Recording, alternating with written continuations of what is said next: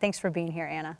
It's actually really good to be here. I have to say my husband is a big fan of yours. So oh, wow. Well, thank you. I wanted to get that out right away. Well, well, you know what? Even when I still identified myself politically as a liberal, I used to read you over at Lonquette.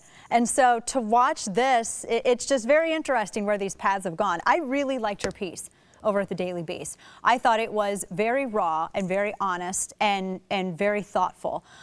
Because there are a lot of really good points that you hit in this piece that I want to get to.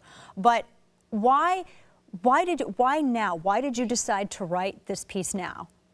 Well, as I say in the piece,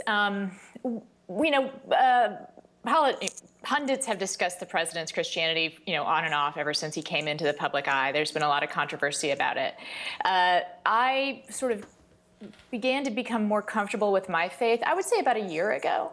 And since then have been more attuned to that discussion. And I guess the recent discussion really, for some reason, it really hit home to me.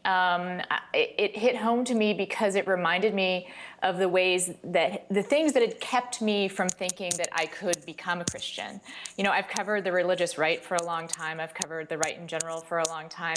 And I have to say, their definition of Christianity, the definition of Christianity I saw, now I'm not going to say that this is anyone's fault and I could have been misreading it and I could have been seeing what I wanted to see. Do you know what I mean? Right. But what I was seeing as the definition of Christian didn't seem to be something that I could be. The politics were different, the sort of attitudes were different.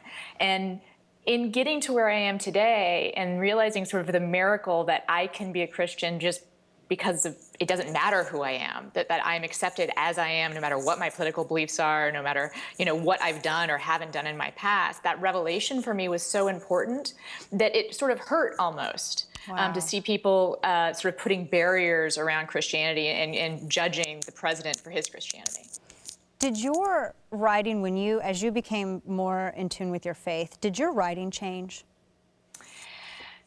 I haven't noticed anything specifically. I would say that everyone's writing changes as they get older and hopefully smarter and more mature.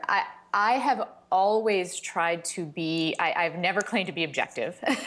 I have always tried to be fair. I've always tried to be equal opportunity. I think that one thing that may have changed is just sort of the sense that I own these words in not just a way that my name's on them, but I sort of am responsible for what them being out there in the world. Right. And also I have to say that I think even more so I am more moved than I used to be about other people's sincerity, even if I don't agree with them. I try to take into account the sincerity of their beliefs. I actually had an amazing moment. This is before I really accepted Jesus into my life. I almost have trouble saying that. It's still kind of new. Right. When I went to go see Rick Santorum speak at a megachurch in Edina outside Minneapolis, and I was incredibly moved. Wow. I felt really in tune with the crowd there. I felt the community, and I felt how much people wanted to believe in this man and how much he believed in what he was saying. And that was kind of a revelatory moment. It was sort of a stop on the journey, which right. I hate the phrase spiritual journey, but no, that's what we got. One of the things that I thought that you did so well with this is that you didn't apologize for your faith.